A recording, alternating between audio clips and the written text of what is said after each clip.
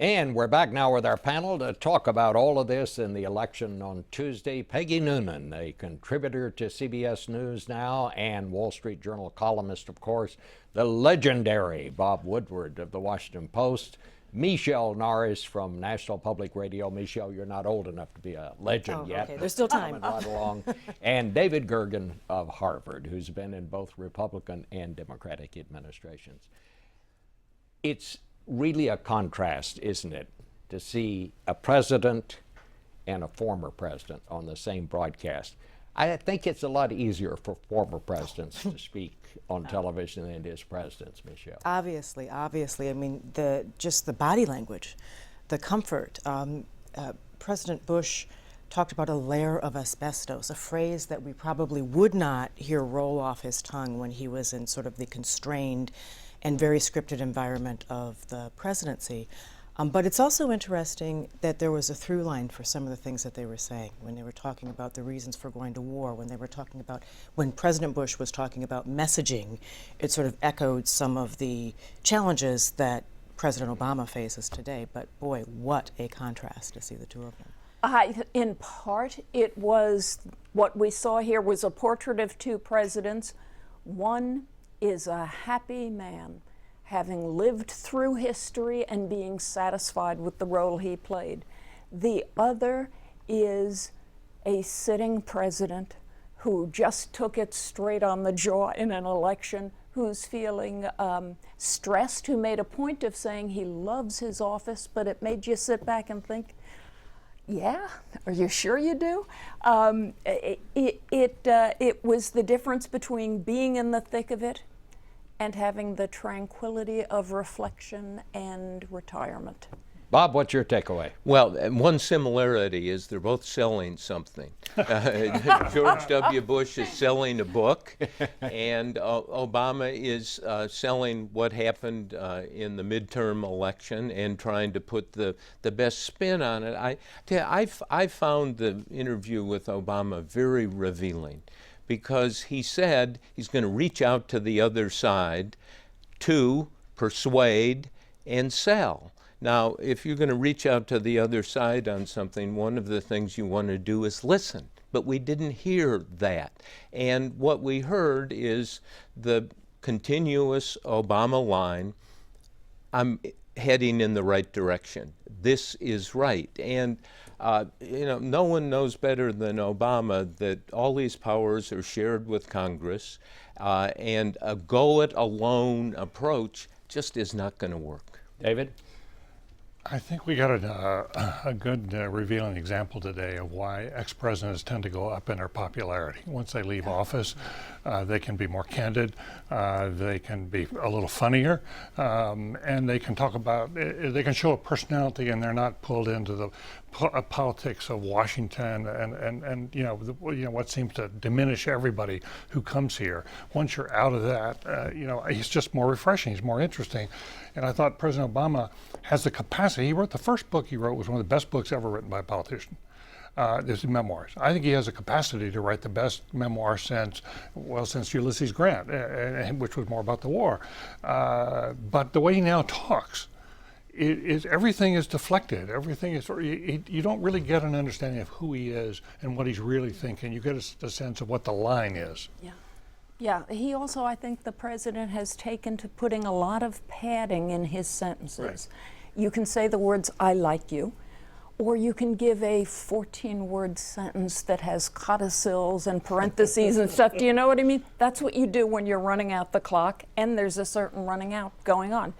But I think one of the really big stories that we saw in your interview, but also in the past few days with the president, is that a very significant historic election occurred.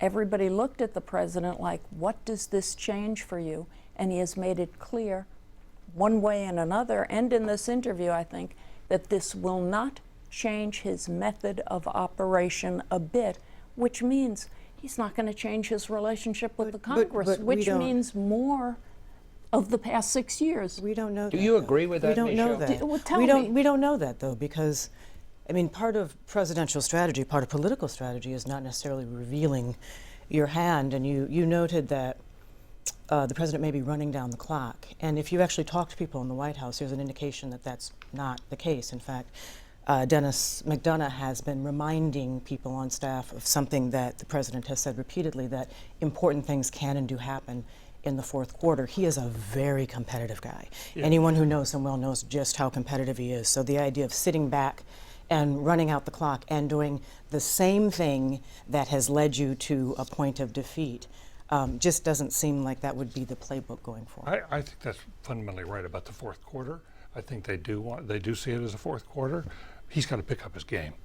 He's 20 points back and he's acting like he's ahead. And he just has to communicate better.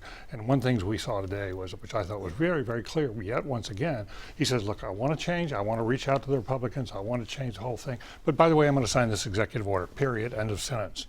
And I think most people in Washington think that's going to throw a hand grenade into the middle of these conversations with the Republicans. You know, the Washington Post said as much, and they've not always been that anxious to criticize the president. But it's a disengaged style that, in terms of Congress, that just is not working, and he looks isolated. Now, if you, as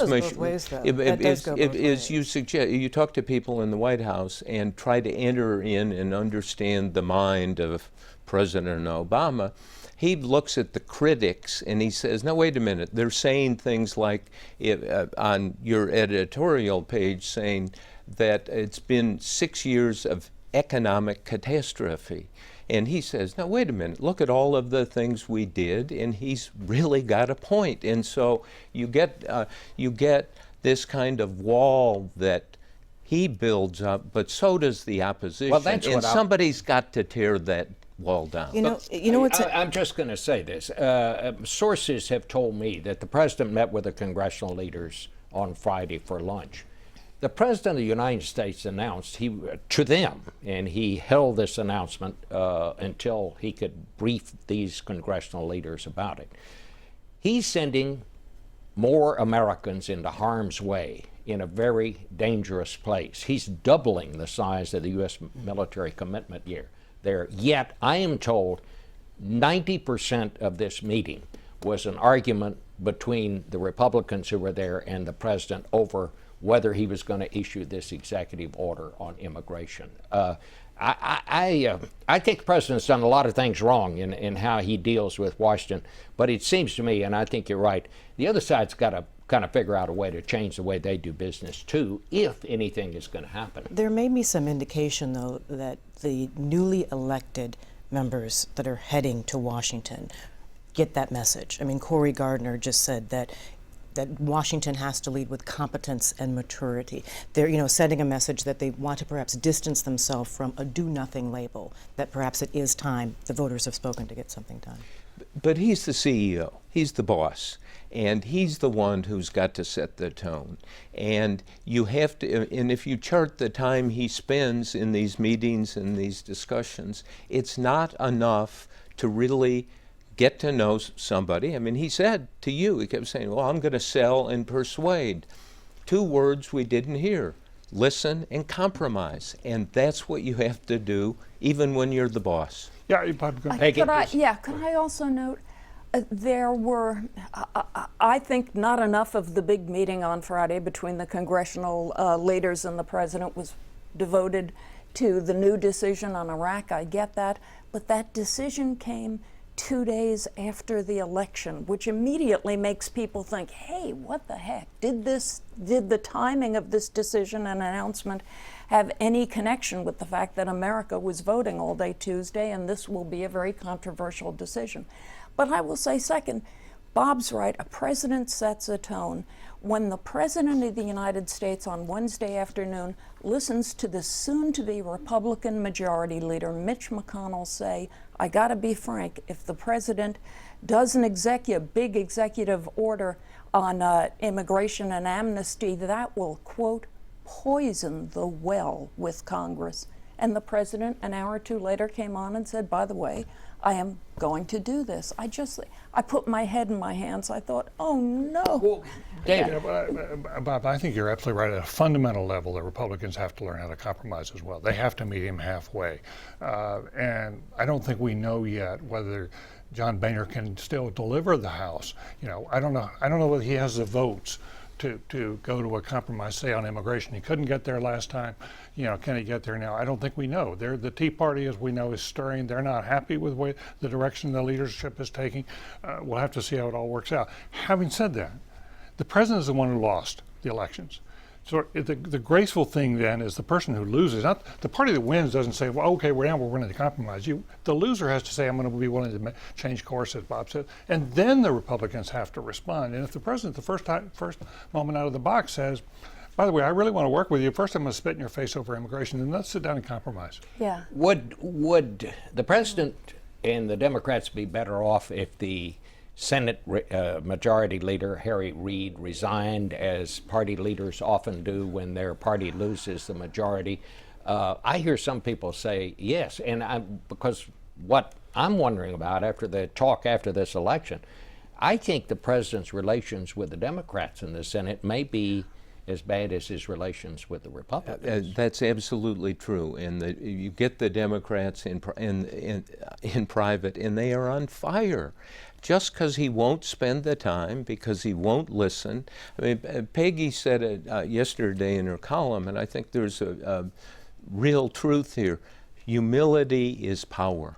And after you lose, you have to come out and kind of face up to that. And there's a whole undercurrent in the president's approach that, well, it was bad, but, that was worse than bad. And I think optimistically, I think he's capable, and as your suggestion, he's capable of changing and engaging in that outreach. And he just needs to do it and kind of get out of this bubble of that he seems to be living Can I in. just point something Yes. out, though? At this very table, expressions of humility have been interpreted as weakness.